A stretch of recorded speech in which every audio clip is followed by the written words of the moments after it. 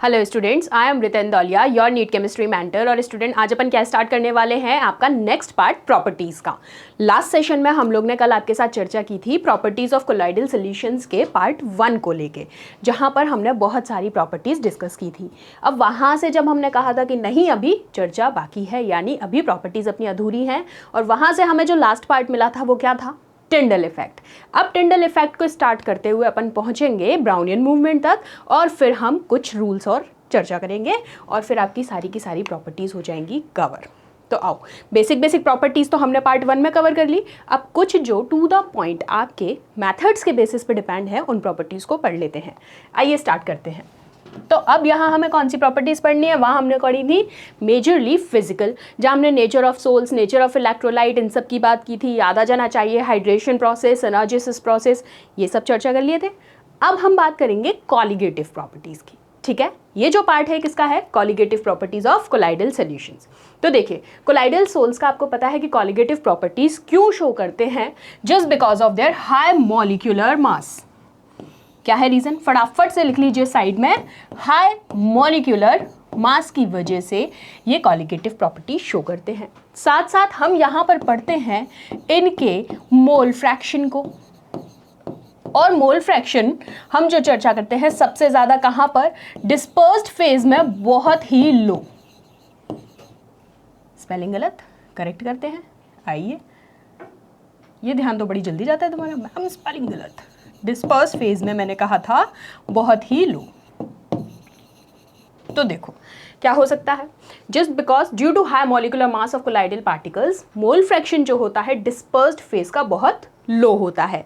तो समझ में आ गया क्यों लो होता है, क्योंकि मोल फ्रैक्शन की बात हो रही है। मोल फ्रैक्शन लो है, रीजन हाई मॉलिक्यूलर मास की वजह से। तो ये देखो, आते ये क्वेश्चन मिल जाता है फटाफट से। तो इसका मतलब क्या हुआ कि अगर इसका डिस्पर्स फेज में मोल फ्रैक्शन की वैल्यू लो है, तो यहाँ से आप कॉलिगेटिव प्रॉपर्टीज़ की वैल्यूज़ के बारे में भी एक बेसिक आइडिया तो मिल गया कि बहुत ही स्मॉल होगा। क्या होगी, वैल्यूज़ बहुत स्मॉल होंगी। तो अब उन स्मॉल वैल्यूज़ के बेसिस पे हमें कुछ 2 4 5 इफेक्ट्स आपके साथ डिस्कस करने हैं। तो चलो रेडी हो जाओ, नोटबुक लो, पेन लो, और फटाफट से अभी पहले सुनना। यहाँ थोड़ी सी इमेजिनेशन पार्ट स्ट्रॉन्ग करके चलना, जो मैं कहूँ सिर्फ वही सुनना उसके अकॉर्डिंग, ठीक है। तो सबसे पहला इफेक्ट शुरू कर रहे हैं अपन, टिंडल इफेक्ट। क्या नाम है, टिंडल इफेक्ट। तो नाम, अब यहाँ क्या करेंगे, अब आपको कुछ चीज़ें ऐसे बताऊंगी, कुछ एग्जांपल्स ऐसे देती हूँ। आप कभी भी जब बैठे होते हैं, घर में लाइट चली गई अचानक से, और उस बंद कमरे में कई बार आप देखते हैं कि एक छोटी सी विंडो से एक स्कैटरिंग ऑफ लाइट के थ्रू अगर छोटी सी लाइट वहाँ से पास हो रही है, तो आप देखते हैं उसका एक ही डायरेक्शन होता है, लाइक दिस, कि भाई आपके घर में गई लाइट, ये एक विंडो का पोर्शन है, यहाँ से एक लाइट आ रही है, तो लेकिन वो एक ही डायरेक्शन में स्कैटर हो रही होती है, कुछ ऐसे। लेकिन जब आपको उस अंधेरे कमरे में वो एक लाइट का फ्लो दिख रहा होता है, तो साथ में आपको कुछ डस्ट पार्टिकल्स भी उसमें दिखने लग जाते हैं। दिखते हैं या नहीं? और ये हो आप यहाँ बैठ के देख रहे हो, ये देखो कितने मस्त तरीके से बैठे हो आप यहाँ पर, ही। अब आप यहाँ बैठ के जब इसको देख रहे हो, तो आपके दिमाग में थॉट आया कि भाई साहब, ये है क्या, ये जो है स्कैटरिंग ऑफ लाइट, मैं एक विंडो से देख रहा हूँ कि लाइट आ रही है और उसके साथ ये डस्ट पार्टिकल्स दिख रहे हैं, ये एग्जैक्टली है क्या, ये क्यों है? अगर इसी को आप जब लाइट आ जाए तब क्यों नहीं दिखता? लाइट की प्रेजेंस में तो ये नहीं दिखता है आपको, लाइट की एब्सेंस में क्यों दिखता है? क्योंकि आप यहाँ पर कहते हैं इसके अंदर आ जाता है कुछ ना कुछ कोलॉइडल पार्ट, यानी कि mixing of such dust particles with the air. जैसे ही लाइट स्कैटर करती है वो आपको दिखने लग जाते हैं। अब ये स्कैटर का मतलब क्या है, 1 to 1 वर्ड हमें यहाँ पकड़ना है कि मैम ये जो वर्ड है आपने 2 से 3 बार बोला है, स्कैटरिंग, स्कैटर, ये क्या है? तो देखो समझो, इसको हटा दो एक बार को, चलो हटा दो भाई, वो ब्रो,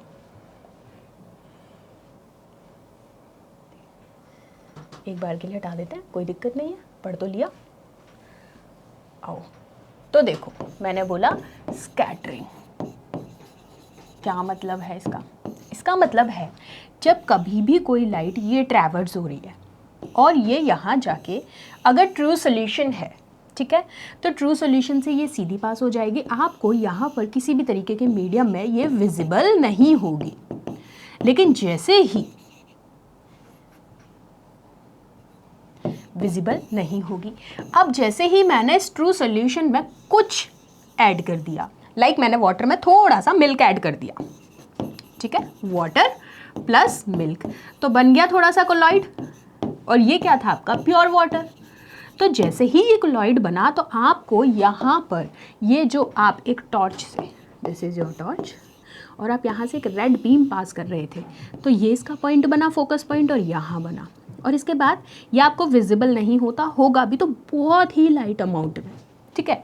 और जैसे ही ये इस सोल्यूशन से पास करेगा, इस सोल्यूशन से पास करते ही आपको इसका पूरा की पूरा मीडियम विजिबल होगा। रीज़न क्या है? क्योंकि इसके अंदर आ गई हैं कोलॉइडल प्रॉपर्टीज, ठीक है। तो दो चीज़ तो हमें यहाँ क्लियर हुई कि भाई ट्रू सोल्यूशन में बिल्कुल विजिबल नहीं होगा, जबकि कोलॉइडल में बात करेंगे तो होगा। अब देखो यही एग्जाम्पल मैंने यहाँ क्या ले रखा है, एक पानी का ग्लास, ये वाला, आ जाओ, ने पिंक लाइट ले रखी है तो पिंक कलर लेते हैं। तो तुमको ये पिंक लाइट दिख रही है, ये इस ट्रू सॉल्यूशन का ग्लास, सिर्फ पानी। इस सॉल्यूशन से आप देखो, ये लाइट आपको यहाँ स्टार्टिंग पॉइंट पे दिख रही है और फिर इस एंड पॉइंट पे दिख रही है, बीच में नहीं दिख रही है। लास्ट में मैंने एक बोर्ड लगाया हुआ और यहाँ मैंने ऐड किया मिल्क। लो जी, मिल्क ऐड कराते हैं। मिल्क ऐड कराते ही इसमें कुछ थोड़ा सा आपको इस तरीके से पूरे के पूरे स्कैटर्ड पार्ट देखो। साथ साथ आपको यहाँ और क्या दिख रहा है, ये जो आपकी लाइट अभी ट्रेवर्स कर रही थी, इसका एक क्लियर पाथ आपको विजिबल है, और यहाँ से देखो ये बन रहा पॉइंट। तो बात समझ में आ गई ट्रू और कोलॉइडल के केस में। अब तो गलती नहीं करोगे, ये हो गया कोलॉइडल वाला, कर दोगे बस। तो यही शो करना था। अब ये जो है कि जैसे ही, अब स्कैटरिंग वर्ड जो हमने लिया था, इसका मतलब क्या था कि जैसे ही ये लाइट यहाँ ट्रू सोल्यूशन के उससे टकराई, कोई फर्क नहीं पड़ा। जैसे ही ये कोलॉइडल पार्टिकल्स मिल्क के पार्टिकल के साथ टकराई, इसने स्कैटर होना शुरू कर दिया हर डायरेक्शन में। सी यहाँ यहाँ यहाँ मल्टीपल डायरेक्शंस में, और एक पाथ तो ट्रैवर्स कर ही रही है। So this is scattering. Scattering का मतलब होता है भिड़ना बहुत ज़्यादा पार्टिकल्स के साथ। तो देखो टिंडल इफेक्ट का मतलब क्या हुआ, basically it is caused by scattering of light bye colloidal particles. तो फेनोमेनन बिल्कुल क्लियर है कि बिल्कुल भाई साहब कोलॉइडल पार्टिकल्स यानी कोलॉइडल सोल्यूशन पे ही अप्लाई होगा। पहली चीज़ तो ये, अगर जनाब आपको ट्रू सोल्यूशन पे दे दें, आंख बंद करके कट कराना, कोई दिक्कत नहीं है, समझ लोगे, कर लोगे। कौन सा इफेक्ट था? Tyndall effect. अब देखो ये दोनों फेज, यहाँ पर मैंने आपको ये वाला ट्रू और ये हमारा कोलॉइडल, तो खुद ही देख लो यहाँ पर, यहाँ सिर्फ 2 पॉइंट्स दिख रहे हैं, स्टार्टिंग और एंडिंग, और ये देखो यहाँ पूरा की पूरा आपको एक फेज दिख रहा है। सो चेंज समझ आ गया, कर लोगे। इसी इफेक्ट को नाम दे दिया मिस्टर जॉन टिंडल ने अपने नाम से, दैट इज टिंडल इफेक्ट।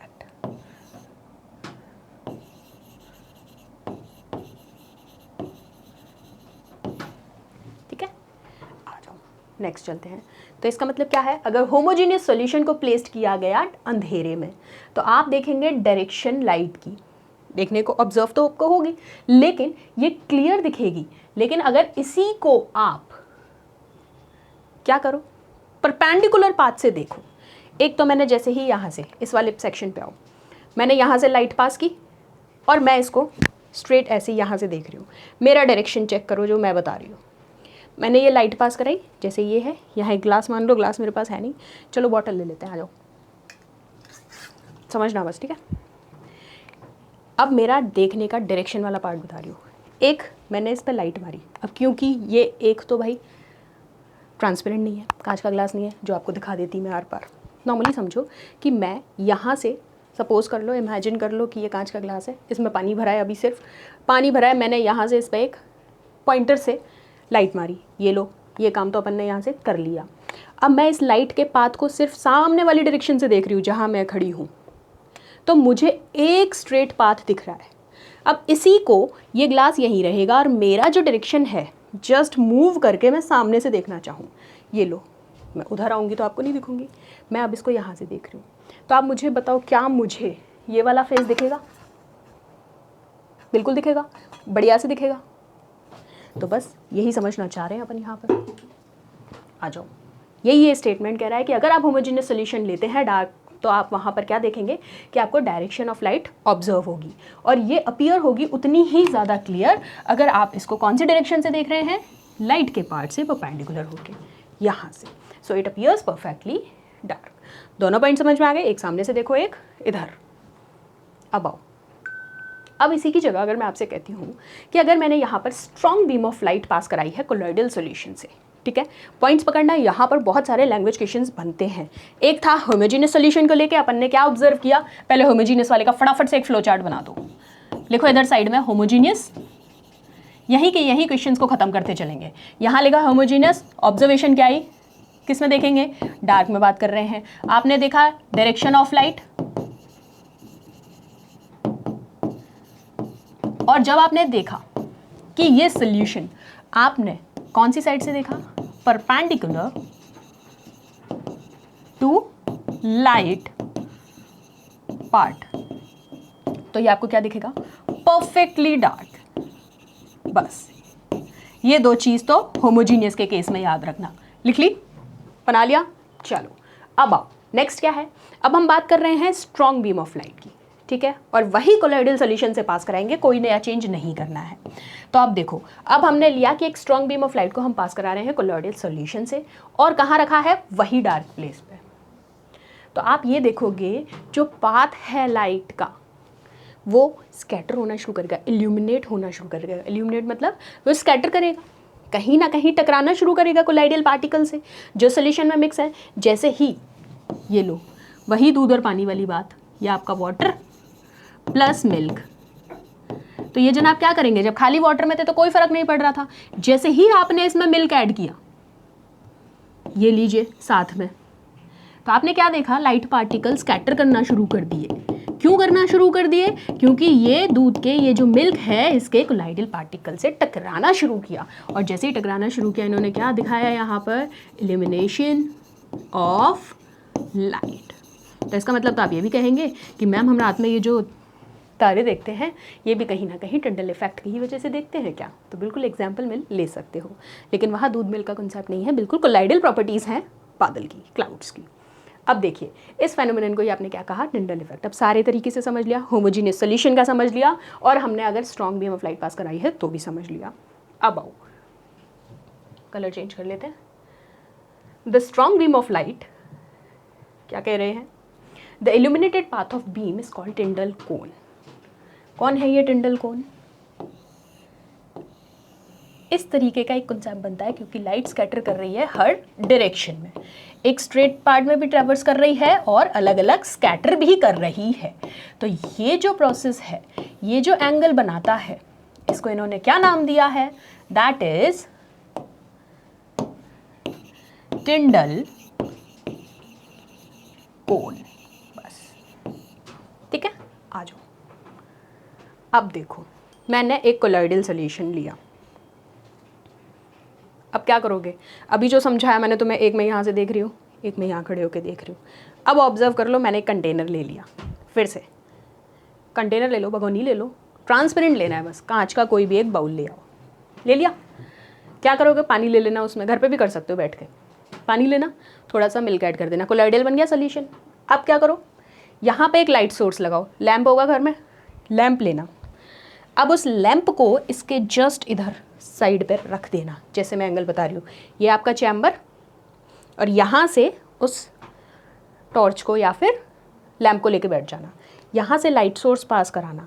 फिर आप देखेंगे कि जैसे ही ये जो कोलाइडल सॉल्यूशन से ये लाइट क्रॉस करेगी, सी ये लाइट जैसे ही क्रॉस करेगी, स्कैटर करना, यहाँ पे पार्टिकल्स का स्कैटरिंग शुरू हो गई। अब तो समझ पा रहे हो सारा फेनोमेनन, अब तो कहीं दिक्कत नहीं करोगे। अब क्या करोगे, अभी तो तुमने यहाँ से जब इसको पास कराया तो तुम्हें एक ही डायरेक्शन दिख रहा है सीधा, अब क्या करो, इसके ऊपर से देखो, ये तो काम है ही अपना मेन कि एक तरीके से तो समझनी है ही नहीं कोई चीज़। अब जो ये कंटेनर लिया, अभी सामने से बैठ के देख रहे थे चैम्बर के, अब इसके ऊपर से देखो, या तो माइक्रोस्कोप से देख लो, कोई ज़रूरत नहीं, अब तुम जस्ट इसके ऊपर से आँख लगा के यूँ देखो, हाँ भाई सब क्या चर्चा चल रही है, पूछो उसको कोलॉइडल सॉल्यूशन से, तो वो आपको कहेगा कि मेरे अंदर स्कैटरिंग चल रही है।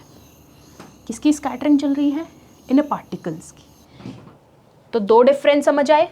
जब आप लाइट सोर्स के परपेंडिकुलर की बात करेंगे तो आपको एक डायरेक्शन दिख रही है, और जब आप भाई साहब ऊपर से देखेंगे ये आपकी आई। बिग बॉस की आंख बना दी मैंने, देखो। तो यहाँ से आपको क्या ऑब्जर्वेशन मिली? Scattering multiple in all directions. आगे बात समझ में? तो ये जो एंगल बन रहा है ये वाला, यहीं पर इसको कहा गया, अब ये अपन ने समझा, टिंडल कोण। कर लोगे? ये माइक्रोस्कोप, स्कैटर्ड लाइट, और ये कोलाइडल सॉल्यूशन। छोटा सा था, और इससे ज़्यादा क्या एग्जांपल्स लाए हैं तुम्हारे सामने? मुझे लगता है समझ में आ गया होगा। अब देखो, अब टिंडल इफेक्ट किस लिए यूज़ किया गया था? क्योंकि हम यहाँ पर डिस्टिंग्विश किस किस के बीच में करते हैं? ट्रू और कोलाइडल। ट्रू के बीच में सिर्फ लाइट का एंड और स्टार्टिंग पॉइंट दिखेगा, जबकि कोलाइडल के बीच में हमें पूरा एक फेज दिखाई देगा। लेकिन एग्जामिनर जी पूछते हैं क्या काम आती है, तो बिल्कुल आप बताएंगे आप डिस्टिंग्विश करते हैं किस किस के बीच में? कोलाइडल और ट्रू सॉल्यूशन के बीच में। अब जो जिग्मॉन्डी थे, इन्होंने 1903 में टिंडल को यूज़ किया था, और इन्होंने इस अपरेटस को क्या नाम से जाना? Ultra microscope. ये देखो कुछ ऐसा लगता है, इतना बड़ा सा, लेकिन हमें पढ़ना नहीं है, सिर्फ देख लो, देख के दिमाग में रख लो। सिर्फ डिफरेंस क्या है? टिंडल जी और एक जिग्मॉन्डी, इन दोनों के बीच में बस यही थी कि इन्होंने इसको क्या कहा? अल्ट्रा माइक्रोस्कोप, और इन्होंने इसको आपने पूरा सेटअप देख ही लिया। चलो, अब अल्ट्रा माइक्रोस्कोप क्या अलाउ करता है? छोटे छोटे पार्टिकल्स को भी देखना अलाउ करता है, लाइट स्कैटरिंग के को, एंड नॉट लाइट रिफ्लेक्शन और एब्जॉर्प्शन। सिर्फ बेसिक डिफरेंस दोनों में क्या था जिग्मॉन्डी और टिंडल के में, कि टिंडल के में आप पूरी स्कैटरिंग देखते हैं, लेकिन यहाँ पर अल्ट्रा माइक्रोस्कोप जो जिग्मॉन्डी जी ने बताया, उसके केस में सिर्फ और सिर्फ आप टाइनी पार्टिकल्स के केस में बात करेंगे वाया लाइट स्कैटरिंग। यहाँ कहीं भी आप लाइट के रिफ्लेक्शन का फेनोमेनन नहीं देख सकते, ना ही अब्जॉर्प्शन का। क्लियर? लिख लो इस पैराग्राफ को, बहुत इंपॉर्टेंट है। चलो, अब अगर मैं बात करती हूँ किसी भी पार्टिकल के डायमीटर के हिसाब से, सुनना पड़ेगा और से। मैंने कहा जब डायमीटर जो है पार्टिकल की या तो बिलो है या फिर नियर बाय है उसकी वेवलेंथ के। किसकी वेवलेंथ के? जो हम विजिबल लाइट यूज़ करेंगे। लगभग मान लिया मैंने 500 nm, nm तो पता है नैनोमीटर्स। तो आप देखेंगे कि पार्टिकल्स जो है जिसकी मैंने वेवलेंथ ली है कुछ 500 nm के अराउंड, और कहाँ बात कर रही हूँ मैं? विजिबल लाइट में। दो कीवर्ड्स क्लियर? तो आपको देखने को मिलेगा जो पार्टिकल है वो आपको माइक्रोस्कोप से नहीं दिखने वाला, जबकि आप यहाँ पर अगर बेसिक इल्यूमिनेशन के मेथड्स देखेंगे तो आपको पार्टिकल बड़े आराम से विजिबल होगा। क्यों नहीं दिखेगा माइक्रोस्कोप से? क्योंकि अभी कहा है कि लाइट रिफ्लेक्शन और एब्जॉर्प्शन के फेनोमेनन को बिल्कुल भी नहीं बता सकता अल्ट्रा माइक्रोस्कोप। तो बात समझ में आ गई? अब लैंग्वेज से सीधा पूछ लिया जाए या फिर ऐसे घुमा के पूछ लिया जाए। अब आओ, अब हम क्या करेंगे कि अगर एक कोलाइडल सोल्यूशन है, देखो ज़्यादा क्वेश्चन यहाँ लैंग्वेज वाले ही बनने हैं, तो हर पॉइंट को मैं अच्छे से ब्रीफ करें। अब एक इंटेंस बीम की लाइट हम बात करते हैं, ठीक है? वो मैंने फोकस कराई है कोलाइडल सोल्यूशन के ऊपर, वही ग्लास वेसल में हमने वो सोल्यूशन लिया है। तो आप क्या देखोगे कि जो फोकस है लाइट का वो आपको माइक्रोस्कोप में एग्जैक्टली राइट एंगल पे शो होगा। कैसे होगा? आ जाओ, ये रहा ग्लास वेसल, कंटेनर मैंने ले लिया। चलो कोलाइडल सोल्यूशन बना देते हैं पहले तो फटाफट से। इसमें ये बन गया आपका कोलाइडल सोल्यूशन। अब क्या कहा हमने? हमारी लैंग्वेज क्या थी कि आप जब यहाँ पर इंटेंस बीम ऑफ लाइट इस कोलाइडल सोल्यूशन पे देंगे तो आप कहेंगे कि इसका जो फोकस है, जो आप ऑब्जर्व कर रहे हैं यहाँ बैठ के, किससे? माइक्रोस्कोप से, तो आप देखेंगे एग्जैक्टली राइट एंगल बनाएगा, क्योंकि जैसे ही ये यहाँ जाके इन पार्टिकल से टकराएगा तो ये स्कैटर करेगा। तो ये जो स्कैटरिंग है ये आपको एग्जैक्टली राइट एंगल पर मिलेगी, ठीक है? ये मतलब है इसका। सॉरी, चलो। Individual colloidal particles appear as a bright star against a dark ब्रेकडाउन, बेसिक सी बात है। Ultramicroscope does not render the actual colloidal particles visible but only observe the light scattered by them. तो ये तो हमने अभी बार बार सीख लिया कि अल्ट्रा माइक्रोस्कोप से क्या देख रहे हैं हम, स्कैटर्ड लाइट। कर लोगे? 10. Ultramicroscope does not provide any information about the size and shape of colloidal particles. चलो नेक्स्ट आओ। So Tyndall effect can be observe during the projection of picture in the cinema hall. Theatre में देखते हो तो वो भी किसका ही cause है, एक तरीके से देखा जाए तो टिंडल इफेक्ट का, due to scattering of light by dust and smoke particles. Tyndall effect is observe only when the following 2 conditions are satisfied. कौन कौन सी 2 कंडीशंस हैं, फटाफट से सुन लो, बिल्कुल पूछा जाता है, इंपॉर्टेंट पार्ट है। ये लो, the diameter of the dispersed particle is not much smaller than the wavelength। क्या कहा है, पहली कंडीशन क्या होनी चाहिए कि जो डायमीटर है किसका, डिस्पर्स पार्टिकल का, वो बहुत ज़्यादा छोटा नहीं होना चाहिए उसकी वेवलेंथ से जो हम लाइट यूज़ कर रहे हैं, पहला की पॉइंट।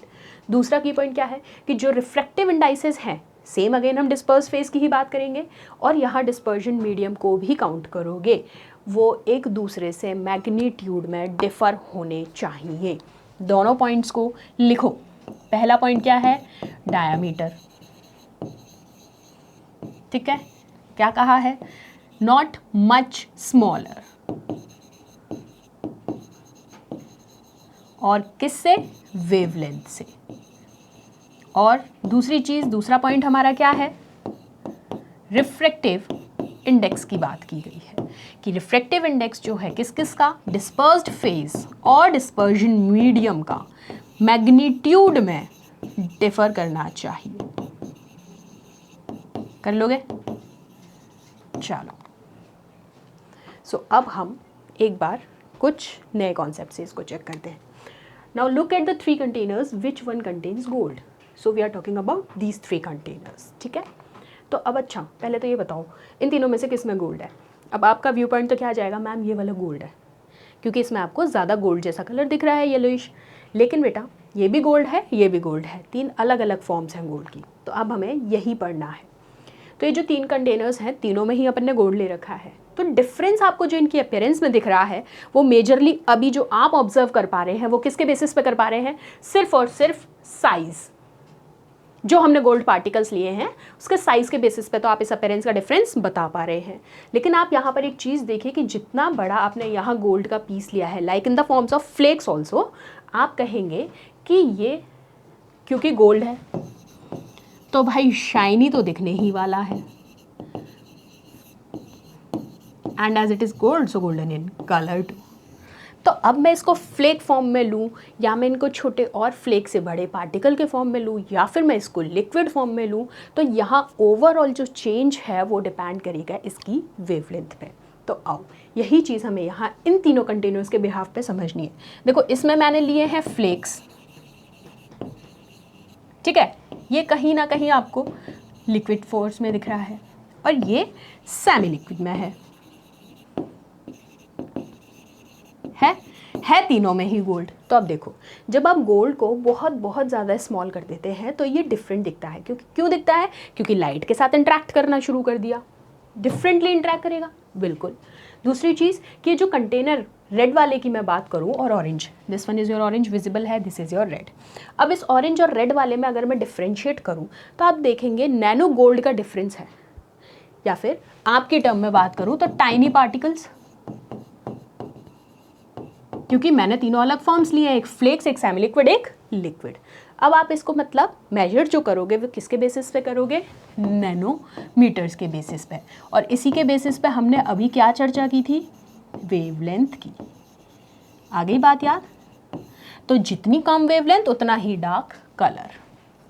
अब बताओ ऑरेंज और रेड में से कौन सा ज़्यादा प्योर है? रेड वाला, जो अभी तक देखने में लग रहा था कि ये तो गोल्ड ही नहीं है। तो आ गई बात समझ में? अब देखो ऐसे ही अगर घूमने जाते हैं, म्यूज़ियम गए होंगे, बहुत सारे हॉल्स एंड ऑल, वहाँ आप देखते हैं ऐसी पेंटिंग्स आपको देखने को मिलती हैं और कहते हैं कि यहाँ पर गोल्ड का काम हो रखा है। तो बिल्कुल यहाँ पर बेटा जो गोल्ड का साइज़ है ना, वो पार्टिकल का, वो कलर की वजह से अलग अलग इम्पैक्ट्स देता है। अब देखो जैसे 25 नैनोमीटर्स के छोटे पार्टिकल्स हैं, इनका शेप कैसा है, स्फेरिकल, कलर ग्रेट। ऐसे ही यहाँ 50 नैनोमीटर्स 25 से तो जस्ट डबल हो गया, ये भी शेप स्फेरिकल है, लेकिन ये कलर कैसे दे रहे हैं, ग्रीन। तो आप देखो वेवलेंथ, अगर मैं साइज़ की बात करूँ तो साइज़ स्मॉलर, कलर डार्क, ठीक है, एंड साइज बिगर और larger, I think larger is better, to colour light. कर लोगे, बस यही समझा देना। बड़ी बड़ी इमारतें आप जो जाते हो, घूमते हो, फिरते हो, देखते हो, तो वहाँ यही डिफरेंस दिखता है, रेड, ग्रीन एंड ऑरेंज। अब आ जाओ, अब क्या पढ़ेंगे हम, कलर ऑफ कोलाइडल सॉल्यूशंस। एक बेसिक प्रॉपर्टी और है, बिल्कुल इस प्रॉपर्टी के अंदर हम देखते हैं कि ये जो कलर में चेंजेस आते हैं ये किस अकॉर्डिंग है। तो सुनो, the colour of colloidal solution किस पर डिपेंड कर रहा है, अभी हमने देखा लाइट की वेवलेंथ पर। और वो लाइट की वेवलेंथ कौन सी है, जो हम स्कैटर करा रहे हैं डिस्पर्स्ड पार्टिकल्स के थ्रू। तो क्या फ़र्क पड़ेगा, बिल्कुल फ़र्क ये पड़ेगा कि ये साइज़ और नेचर पे डिपेंड करेंगे पार्टिकल के पे। होल ओवर बात देखी जाए तो आप कोलॉइडल में बात कर लीजिए, साइज़, नेचर और 3 बेसिक टर्म्स हैं आपकी वेवलेंथ। इन तीनों के ऊपर आप इसकी कलर प्रॉपर्टीज़ के वेरिएशन को बताएंगे। अब मुझे बताओ, मेरे सामने यहाँ पर 4 कलर हैं।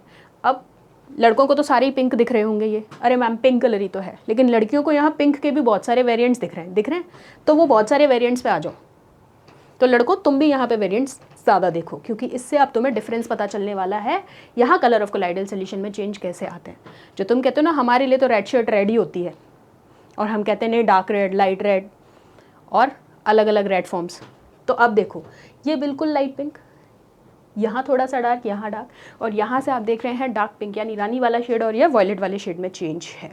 तो आप देखो जितना छोटा पार्टिकल, जितना छोटा साइज, छोटे को एनएम में बोलना शुरू कर दें, यहाँ जो हमें टर्म यूज़ करनी है उसी टर्म में बोलना शुरू कर दूँ मैं, size small, that means nanometers में हम बात कर रहे हैं, उतना ही डार्क कलर।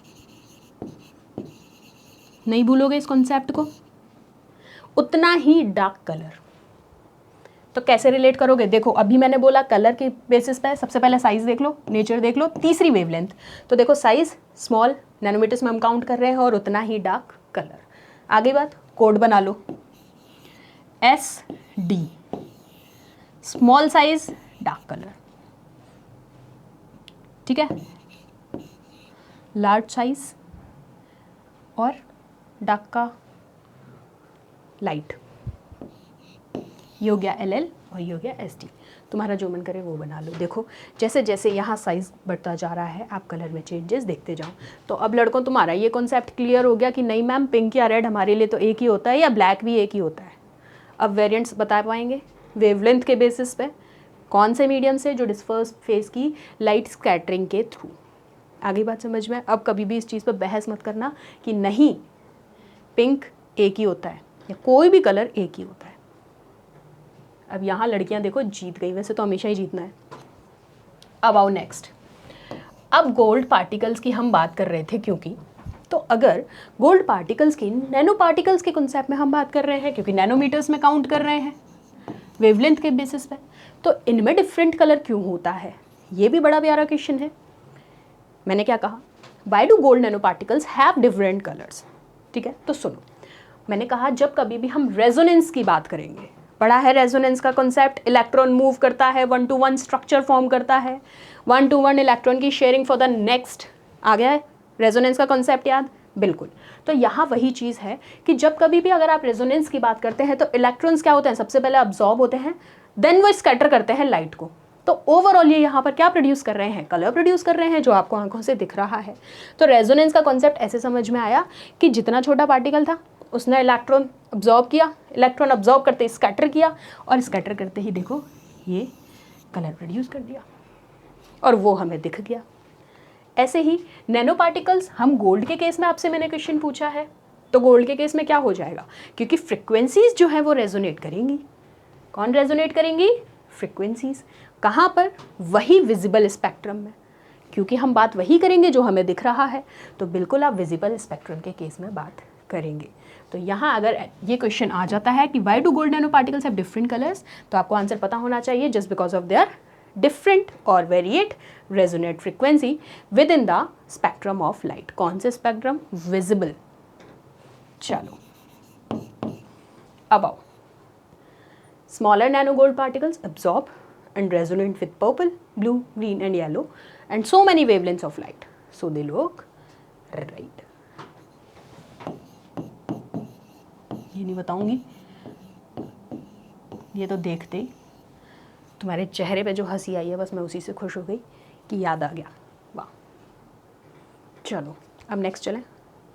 टिंडल जी समाप्त, कलर वाला पार्ट समाप्त। एक छोटा सा मूवमेंट पढ़ना है, ब्राउनियन मूवमेंट। हाँ, ब्राउनियन मूवमेंट। हाँ, मुंडो, गाना तो अच्छे से याद है, ब्राउन मुंडे। ब्राउन मुंडे से ब्राउनियन मूवमेंट पढ़ना है। अब जिनको ब्राउनी पसंद है वो ब्राउनी ले लो, जिनको ब्राउन मुंडे गाना पसंद है वो ले लो। अब हमें पसंद है ब्राउनियन मूवमेंट। क्या कहता है ये कुछ भी नहीं कहता। अभी तक स्कैटरिंग की बात कर रहे थे, एक स्ट्रेट पाथ में या फिर परपेंडिकुलर टू द लाइट। अब बात करेंगे कि भाई साहब मेरी जो लाइट है वो कहीं भी घूम सकती है और जहां मन करेगा ये पार्टिकल स्कैटर करेंगे, रोक के दिखाओ। ये कहते हैं ये, तभी तो नाम है ब्राउन मुंडे यानी ब्राउनियन मूवमेंट। अब बस इनका कहना यह है कि जब कभी भी ये स्कैटर करेंगे एक जिगजैग पाथ फॉलो करेंगे। कोई दिक्कत नहीं है, कराते रहो जिगजैग पाथ फॉलो। तो मतलब तो यही है ना, अपनी मर्जी का मालिक है ये। यानी कि यहाँ पर क्या है, अगर केमिस्ट्री की लैंग्वेज में बात करें तो अनबैलेंस्ड बोम्बार्डमेंट है पार्टिकल्स का, और कुछ नहीं है।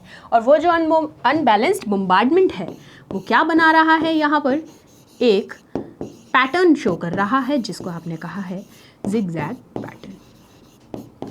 अभी वही लाइट स्कैटरिंग आपने एक सीधे पार्ट में देखी या फिर उसकी स्कैटरिंग आपने देखी एक एंगल पे। अब इसने कहा यहाँ ये अनबैलेंस्ड फॉर्म में है, कहीं भी अनशन जा सकते हैं और जाके बस एक कंडीशन है कि जिगजैग पाथ ये फॉलो करेंगे। जहाँ से ये लाइट आ रही है, लाइकवाइज यहाँ से आ रही थी, यहाँ से शुरू किया और फॉलो करना शुरू कर दिया। तो यही क्या है आपका ब्राउनियन मूवमेंट। इतना सा ही था। तो इसमें क्या है सुन लीजिए। So this motion is due to unbalanced bombardment of the particles by the molecules of, ये है अब काम की बात, molecules of dispersion medium, not a dispersed phase. Clear है बात? यहाँ गलती हमेशा करके आओगे क्योंकि अभी तक सारी बातें कहाँ चल रही थी, डिस्पर्स्ड फेस के रिगार्ड में। अब जो बात आई है वो कहाँ होगी, डिस्पर्जन मीडियम। तो बस गलती मत करना, अच्छे से हाईलाइट कर दिया है और तुमने अपनी नोटबुक में भी कर लिया होगा। अब आओ, अब एक कॉन्सेप्ट और पढ़ना है, एक प्रॉपर्टी और है चार्ज के बेसिस पे। जब कलर पढ़ लिया तो चार्ज भी सुन लेते हैं कि चार्ज क्या कहना चाह रहे हैं, वही कोलाइडल पार्टिकल्स के चार्ज के बारे में। तो सुनो, कोलाइडल पार्टिकल्स में हमेशा इलेक्ट्रिक चार्ज होता है।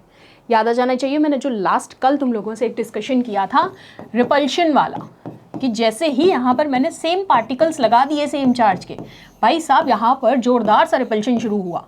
और ये जो रिपल्शन शुरू हुआ इसकी वजह से क्या हुआ, सारा की सारा स्पेक्ट्रम खराब हो गया। तो अब हमें खराबी कब और कैसे होने वाली है वो चेक करनी है। तो अब 1 to 1 कोलाइडल पार्टिकल्स के केस में हमें चार्ज को चेक करना है, वही एक पॉजिटिव सोल्स के रिगार्डिंग, एक नेगेटिव सोल्स के रिगार्डिंग। तो पॉजिटिव सोल्स में अगर याद हो तो मैंने क्या आपको मेटालिक ऑक्साइड्स का एग्जाम्पल बताया था, याद आ जाना चाहिए। Fe2O3, H2O, H2O नहीं लिखेंगे इसको, खाली इसको लिखेंगे अपन XH2O। नंबर ऑफ मोल्स कुछ भी हो सकते हैं। और नेगेटिवली के केस में आपको मैंने बताए थे सिर्फ और सिर्फ मेटल्स। पॉजिटिव में हम बात करते हैं ऑक्साइड्स की टर्म में, नेगेटिव में हम बात करते हैं सिंपल बेसिक मेटल टर्म में। कौन कौन थे, कॉपर, सिल्वर, गोल्ड। गोल्ड की बात तो इतनी देर से चल ही रही है। ऐसे ही पॉजिटिवली में और देखें तो आपको मैंने डाई का एग्जाम्पल दिया था जिसमें हमने किसकी बात की थी, मिथिलीन ब्लू सोल्यूशन की। और वहीं उसके रिगार्ड में हमने जो बात की थी वो किसकी थी, नेगेटिव में सल्फाइड्स की, और वो भी मेटालिक सल्फाइड, जहां मैंने एग्जाम्पल लिया था एंटीमनी का भी। ये लीजिए। पॉजिटिवली का एक बेसिक एग्जाम्पल अगर मैंने आपको बताया था अपनी बॉडी के अंदर ही, तो क्या था? हीमोग्लोबिन। ऐसे ही अगर आप नेगेटिव में बात करते हैं तो एसिड डाई स्टफ जैसे इयोसिन, कॉन्गो रेड। इयोसिन के साथ एक और नाम बताया था, फ्लोरेसिन। पॉजिटिवली में ऑक्साइड्स ऑल्सो, एंड यहाँ sols of starch, gums and gelatin. तो ये लीजिए, बिल्कुल इस टेबल को छाप लीजिए। अब ये जो चार्ज है सोल्स पे, ठीक है, पॉजिटिवली में ये होगा, नेगेटिवली में ये होगा, उसका कुछ ना कुछ बेसिक स्पेसिफिक रीज़न भी होगा। तो ये जो रीज़न है वो कुछ भी नहीं है, आपको यहाँ पर सिर्फ चेक करना है इलेक्ट्रॉन का डिस्पर्जन। और इलेक्ट्रॉन का डिस्पर्जन अभी रेजोनेंस वाले कॉन्सेप्ट को पढ़ के आ रहे हो जस्ट 5 मिनट पहले, तो दिक्कत नहीं होनी चाहिए। मतलब हमें क्या करना है, क्योंकि यहाँ पर आपको एक तो इलेक्ट्रॉन का कैप्चर देखना है, कौन करेगा? सोल। सोल जैसे ही करेगा, और सोल किस वजह से करेगा? क्योंकि वहाँ पर मेटल्स में इलेक्ट्रॉन्स का डिस्पर्जन हो रहा है। सबसे पहला रीज़न तो ये है। दूसरी चीज़ यहाँ पर क्या है कि आयंस का एड्सॉर्प्शन होना चाहिए। अब ये एड्सॉर्प्शन कहाँ देखोगे? सॉल्यूशन के अंदर। एवं इर्द गिर्द तो नहीं घूम रहे हैं ये लोग, कुछ ना कुछ बेसिक प्रॉपर्टी तो है। तो किसकी है वो बेसिक प्रॉपर्टी? सॉल्यूशन की। याद रख लोगे, 2 पॉइंट्स बोले हैं मैंने। सबसे पहला तो याद रखोगे इलेक्ट्रॉन का डिस्पर्जन कहाँ देखने को मिलेगा? मेटल्स पे। दूसरी चीज़ एड्सॉर्प्शन आयंस का, कहाँ से? सॉल्यूशन से। क्लियर है? एक और चीज़ याद रख लो फिर, जब 2 याद रख ली तो अब जब मैंने अभी कहा इलेक्ट्रॉन का डिस्पर्जन, दूसरा आयंस की बात की, तो ओवरऑल मैं इसको एक फॉर्मूले में डाल देती हूँ। और वो फॉर्मूला मैंने कहाँ से निकाला? इलेक्ट्रिकल डबल लेयर मेथड से। क्योंकि बार बार आप कह रहे हो मैम एक बार तो आयन का एड्सॉर्प्शन करा लो, ठीक है करा लेंगे। और सुनो एक बात, मैंने क्या बोला है यहाँ पर? एड्सॉर्प्शन, अब्जॉर्प्शन नहीं बोला है। बल्क फेनोमेनन की बात नहीं कर रही हूँ, सिर्फ और सिर्फ सरफेस लेयर फेनोमेनन की बात कर रही हूँ, जो सिर्फ सरफेस पे एड्सॉर्ब होंगे। डी वाला कॉन्सेप्ट है, दैट इज ADSORB। क्लियर है? तो सिर्फ सरफेस फेनोमेनन की बात कर रही हूँ मैं यहाँ, याद रख लोगे। तो चलो इस फटाफट से डबल लेयर मेथड को पढ़ लेते हैं, जो अभी हमने ही जनरेट किया है, जिसमें क्या देखोगे? इलेक्ट्रॉन का डिस्पर्जन, आयन का एड्सॉर्प्शन। आओ, उससे पहले एक चीज़ सुनो, उस मेथड पे अपन आते हैं उससे पहले एक पॉइंट और सुन लो जो मुझे तुम लोगों को बताना है कि ये जो आयन का एड्सॉर्प्शन है ये आप किसी ना किसी लेयर के थ्रू ही करवाएंगे, क्योंकि ये तो बात की गई सॉल्यूशन से, और जो आप इलेक्ट्रो डिस्पर्जन की बात कर रहे थे ये आप बात कर रहे थे मेटल से। तो इसका मतलब जो सोल पार्टिकल्स हैं, होल ओवर हम सोल पार्टिकल्स की बात करेंगे तो जनाब उसमें पॉजिटिव आयंस भी होने चाहिए और नेगेटिव चार्ज भी होना चाहिए। पॉजिटिव और नेगेटिव दोनों चार्ज कैरी करने चाहिए, तभी आप यहाँ पर आयंस जनरेट कर पाएंगे। और इसके लिए हमें क्या ज़रूरत पड़ेगी? External support. कौन है वो? इलेक्ट्रोड जी। क्या काम करेंगी वो आके? फटाफट से बता दो। इलेक्ट्रिक करंट में अप्लाई करूँगी। जैसे ही सोल में मूवमेंट शुरू होगा, चार्ज कंडक्ट होना शुरू होगा पूरे की पूरे सोल्यूशन में। जैसे ही सोल्यूशन में चार्ज कंडक्ट होगा वो सोल्यूशन के साथ रिएक्ट करेंगे और पॉजिटिव और नेगेटिव आयन सेपरेट हो जाएंगे। बस आपको बचाना क्या है कि भाई साहब रिपल्शन फेनोमेनन की टेक्निक यहाँ गलती से भी नहीं लगनी चाहिए, यानी कि सेम चार्ज पार्टिकल नहीं आने चाहिए। ठीक है, ये बात ध्यान में रख लोगे। क्या क्या है पॉइंट? आयन का एड्सॉर्प्शन कराते हैं और इलेक्ट्रॉन का डिस्पर्जन कराते हैं। आ जाओ, सोल्यूशन किसका लेंगे हम? सिल्वर नाइट्रेट का। क्या होता है फॉर्मूला? फटाफट बताओ। क्या ये सही लिखा है मैंने? AgNO3। जब मैं सिल्वर नाइट्रेट के सॉल्यूशन को, मैं क्या आप भी, जब सिल्वर नाइट्रेट के सॉल्यूशन को अपन पोटेशियम आयोडाइड, कौन है पोटेशियम आयोडाइड? Ki। क्यों आई तुम यहाँ पर? That is Ki। जब सिल्वर नाइट्रेट के सॉल्यूशन को आप पोटेशियम आयोडाइड के साथ ऐड कराएंगे तो आपको देखने को मिलेगा भाई AgI बन जाएगा, दैट इज सिल्वर आयोडाइड। लेकिन ये बनेगा किस फॉर्म में? प्रेसिपिटेट की फॉर्म में, PPT बनेगा। बनेगा कहाँ से? डिस्पर्जन मीडियम से। अब जब बन गया तो क्या कंडक्ट कर रहे हैं? ये लो, नेगेटिव चार्ज कोलॉइडल सॉल्यूशन। आ जाओ। अब ऐसे ही जैसे हमने AgI बनाया, अब क्या कर देंगे? Ki के सॉल्यूशन में अब आप क्या करो? पॉजिटिव चार्ज सोल जनरेट करने हैं। एक बार नेगेटिव जनरेट कर लिए, एक बार पॉजिटिव। तो देखो ये रहा हमारा नेगेटिव सोल और ये रहा हमारा पॉजिटिव सोल। हमें दोनों सोल जनरेट करने हैं, एक ही अगर जनरेट कर लिया तो क्या हो जाएगा, रिपल्शन। तो चलिए अब देखते हैं, अब हमको नेक्स्ट एग्जाम्पल किसका लेना है, FeCl3 का, क्योंकि बात कर रहे हैं हम एड्सॉर्प्शन फेनोमेनन के अंदर, तो ध्यान रखना है अब हम इसको रिलेट करेंगे किसके साथ, पॉजिटिव और नेगेटिव सोल आयंस के बेसिस पे। तो देखिए जब कभी भी FeCl3 को हम किसके साथ रिलेट कराएंगे, हॉट वाटर के केस में। 1 to 1 साइड में लिखते जाओ कि मैंने कहा जब मैं excess of hot water use कर रही हूँ FeCl3 के साथ, तो याद रखना है यहाँ पर जो जनरेट होंगे वो कौन से आयंस होंगे, Fe+3 आयंस। अब यहाँ से समझ आ रहा होगा कि जब +3 आयंस की बात है तो कौन सा सोल बनेगा, पॉजिटिव सोल फॉर्म होगा। रीजन क्या है, क्योंकि यहाँ पर फेरिक ऑक्साइड फॉर्म हो रहा है, पहली चीज तो, और साथ साथ ये जो Fe+3 आयंस है इनका क्या हो रहा है, एड्सॉर्प्शन। कर लोगे रिलेट, बस। तो देखो पहला केस किसका है, FeCl3 आयंस का, जब मैंने एक्सेस ऑफ हॉट वाटर के साथ इनको रिलेट कराया है, ऐड किया है, तो आपने कहा पॉजिटिवली चार्ज सोल जनरेट हुए, किसकी वजह से हुए, क्योंकि यहाँ पर फेरिक ऑक्साइड का फॉर्मेशन हो रहा था और Fe+3 आयंस का क्या हो रहा था, एड्सॉर्प्शन। और एड्सॉर्प्शन सुनते ही तो याद आ जाता है कि जो सरफेस पे एड्सॉर्ब होंगे। चलो एक केस तो हुआ ये, किसके केस में, पॉजिटिव सोल के केस में। अब इसी को अगर मुझे रिलेट करना है कि नेगेटिव सोल कब जनरेट होगा, तो सुनो, नेगेटिव सोल के केस में हम लेंगे NaOH आयंस के लिए।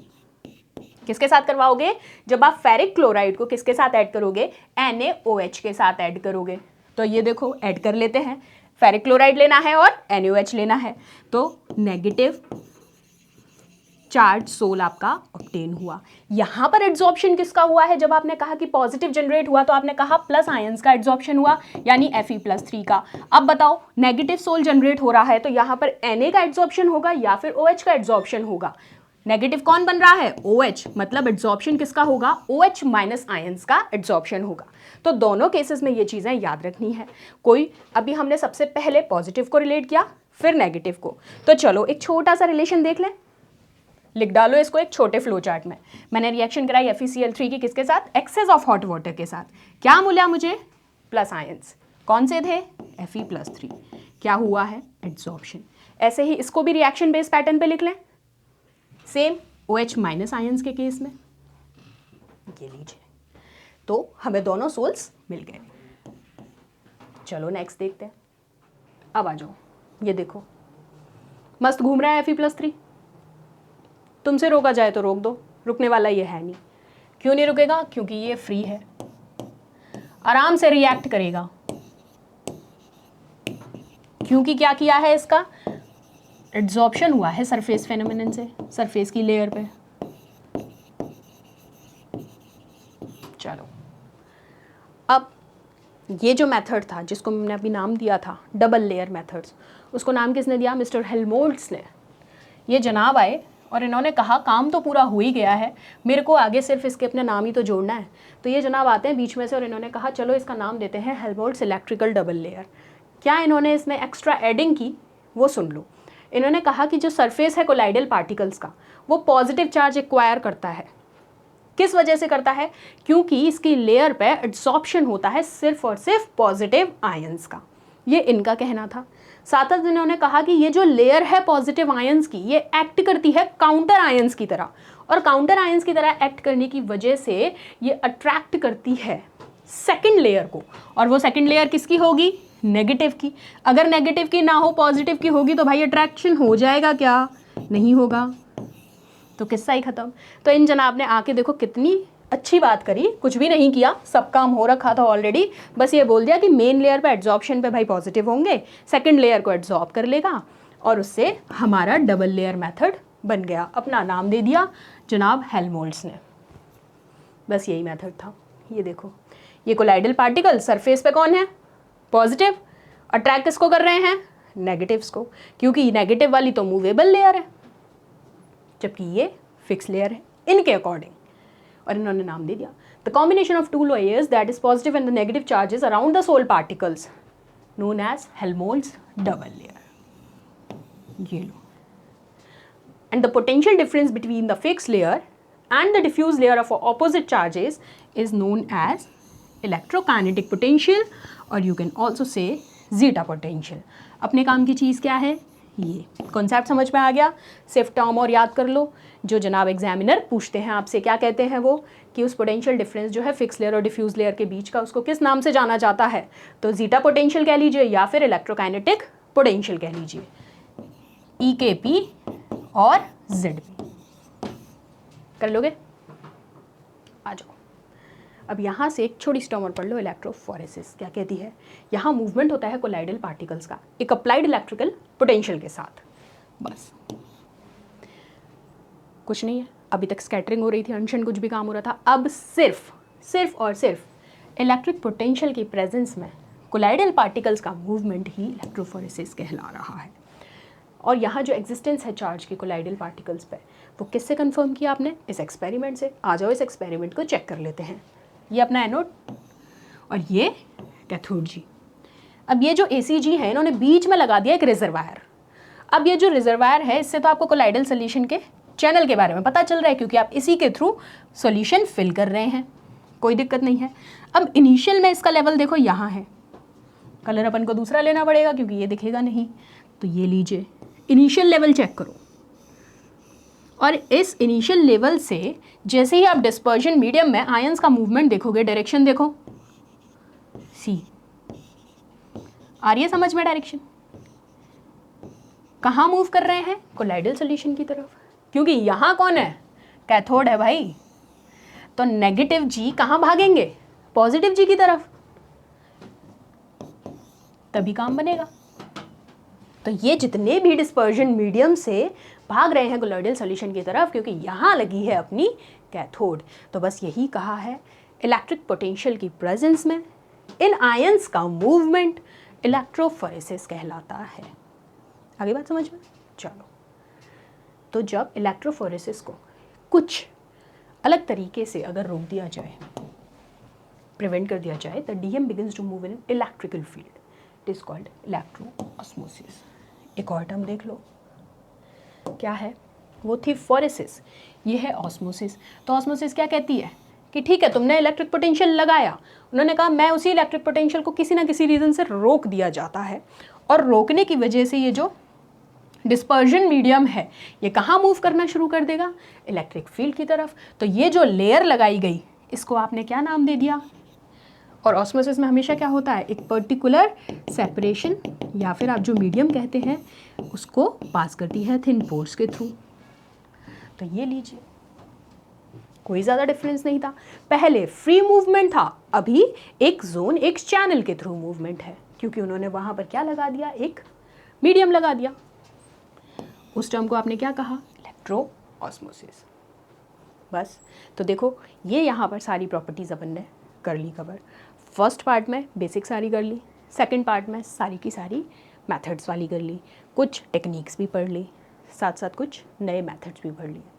अब चलो, इसके बाद जो है अपन अभी इमल्शन कवर करना है, साथ साथ अपन को कैटालिसिस का थोड़ा सा पार्ट चेक करना है। तो नेक्स्ट सेशन में अपन वो वाला पार्ट लेकर आएंगे। तब तक इसको अच्छे से रिवाइज कर लो। नो डाउट इसका उससे कोई कोरिलेशन नहीं है, लेकिन ये पार्ट अपना क्लियर होना चाहिए 1-to-1 टॉपिक के साथ। तो चलो मिलते हैं नेक्स्ट सेशन में। Thank you.